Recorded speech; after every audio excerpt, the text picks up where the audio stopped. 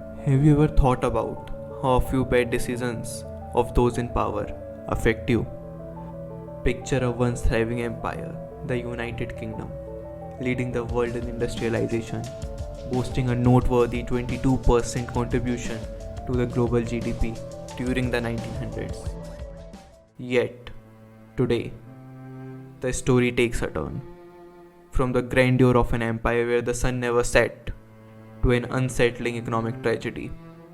How did the UK go from a powerhouse to facing an uncertain future? Join me as we unravel the historical threads that weave the narrative of UK's current economic condition. Let's understand the current situation of the UK. The UK is currently in its worst cost of living crisis since the 1970s, and there are multiple factors contributing to the increasing cost of living. First is rising inflation, which is simply goods getting expensive. For example, the same bread you were buying at $10 yesterday is now priced at $12. The UK's inflation rate was greater than 10% during quarter 4 of financial year 22-23, while the target inflation rate of Bank of England stands at just 2%, which the economy is still struggling to achieve. Whenever an economy suffers, the people at the center change, and the UK is no exception, which gives us our next factor: unstable politics. UK has seen 5 changes in Prime Minister in the last 5 years. Since 2016, Britain has seen a dizzying carousel of Prime Ministers. David Cameron resigned, May struggled with Brexit, then Boris Johnson rode a wave of populism to power, only to be engulfed in scandals and forced out. Liz Truss 45-day record stands as a monument to momentary leadership, and now Rishi Sunak is leading the nation as the PM. But this unstable politics also affects the investment in the economy. Do you know why? Let's try to understand it. There are two parties. Leader A appeases Group 1, Leader B appeases Group 2. A comes into power. Group 1 invests in his vision. 6 months later, B comes into power, and Group 1's investments goes downhill. Now Group 2 invest, and 6 months later, their investments drain too. This cycles happen until people lose trust in the stability and find alternatives for investments.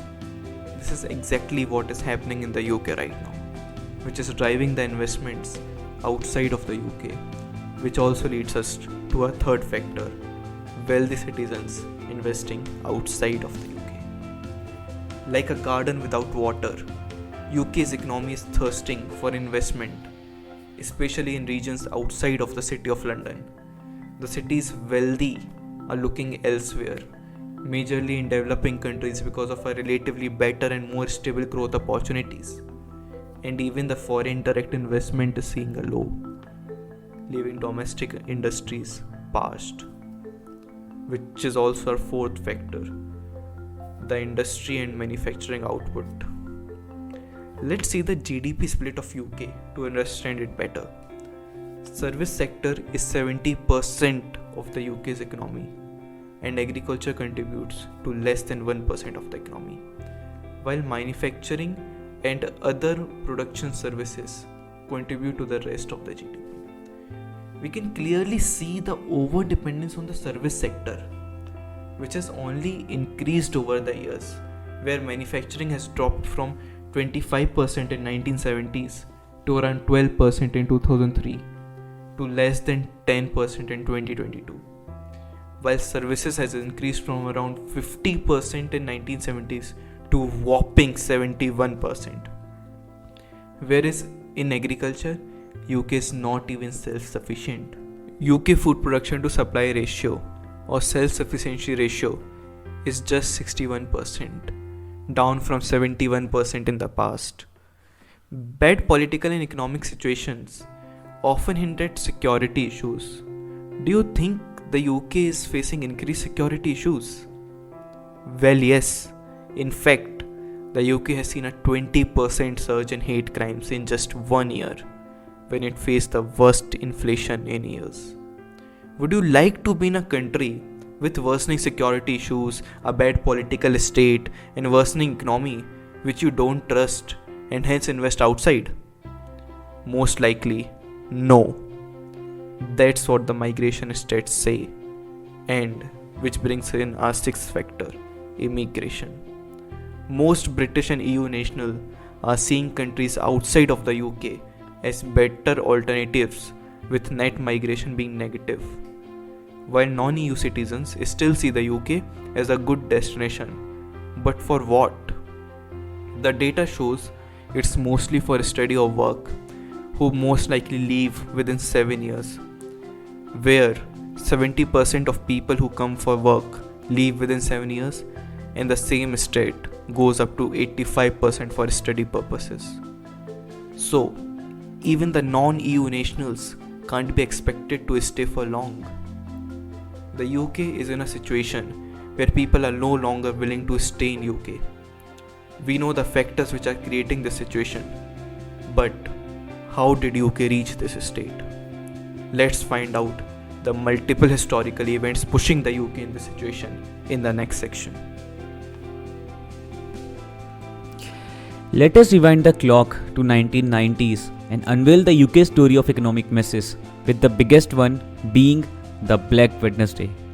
Let us try to understand how the crisis manifested. In the early 1990s, Britain was struggling, with the economy facing high inflation and rising borrowing.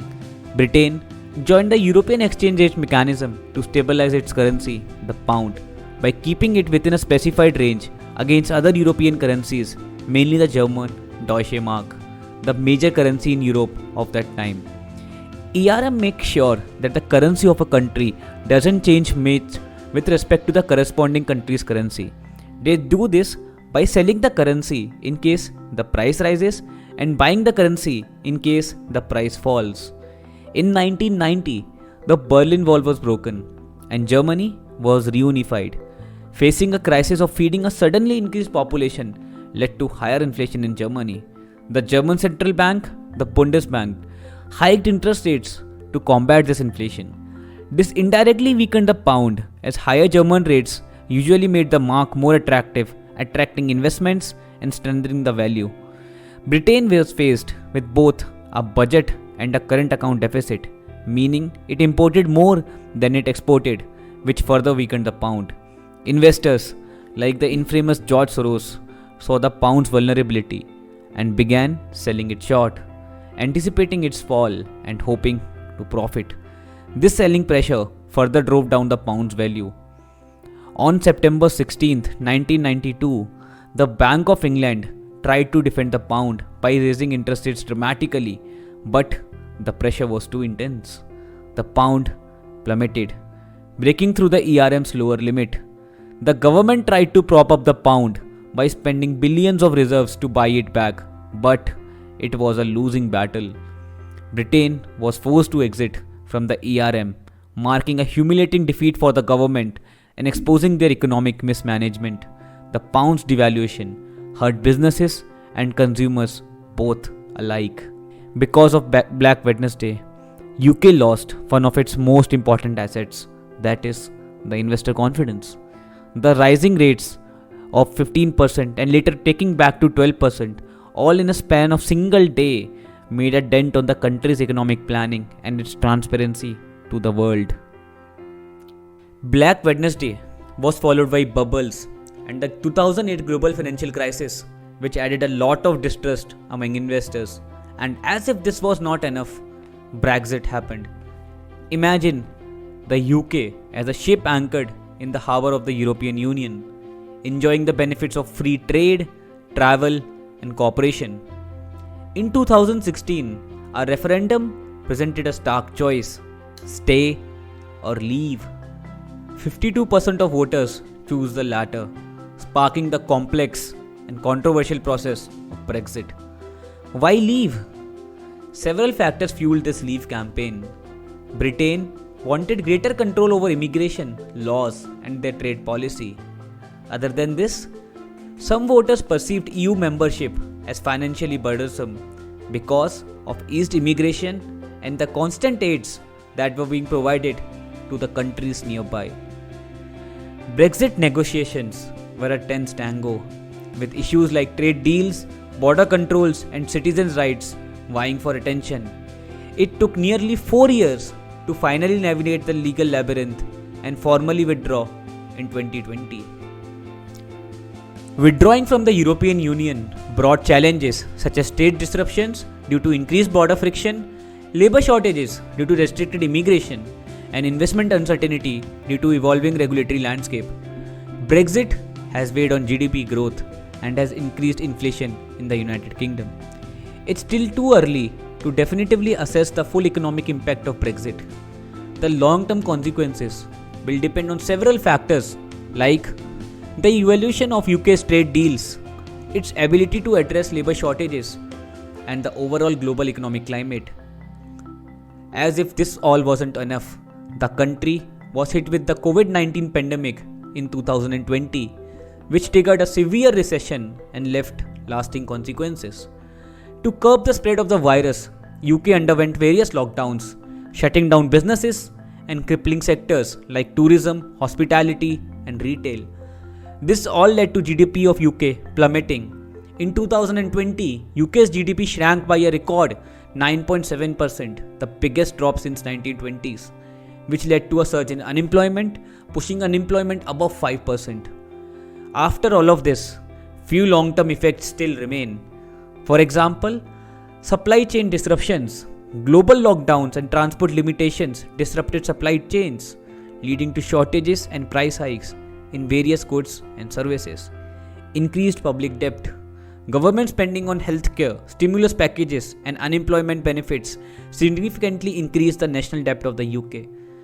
Shifting consumer behavior, the pandemic changed consumer habits with a rise in online shopping and remote work, impacting traditional brick and mortar businesses, with many of them going out of business. All these factors, combined with an already financially dependent economy, pushed the United Kingdom into peril. The constant shift in political leadership also highlights how the country has been a subject of debate since the last decade. These events pushed the UK into the current crisis.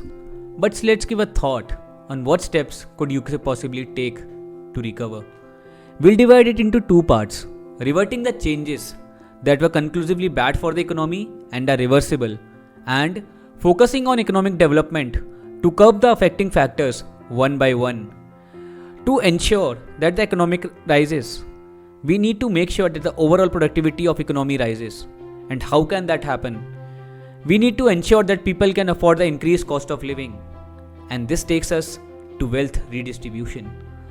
There are two possible ways to do that. Policies that promote investments, including innovative technical projects and increase the ease of doing business in the country. Or direct redistribution, tax the rich and distribute it to the poor. Investments coming in will make sure that people can live affordable lifestyles, and money inflowing into the route projects will reduce dependencies on the service sector and lay a way for the economy to sail ahead. But we must know that second order effects of any of these changes are required to be dealt with. This can be done by using multiple economic levers used to control the economy. Ray Dalio explained this in one of his videos, how the economic machine works. I've attached the video link in the description. Check it out if you have time. Let's conclude the video by providing our opinion on the matter. Economies heavily reliant on a single industry such as finance in UK, oil in Venezuela, and tourism in Spain will always be prone to instability and vulnerability to global market changes.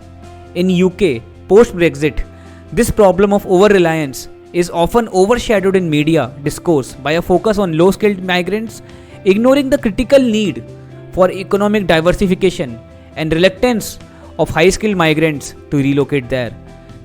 This was the UK economic story for you guys. Hope you guys liked the video, and if you learned something from it, don't forget to like, share and subscribe to the channel. Let's meet you in the next video. Until then, keep cutting the noise.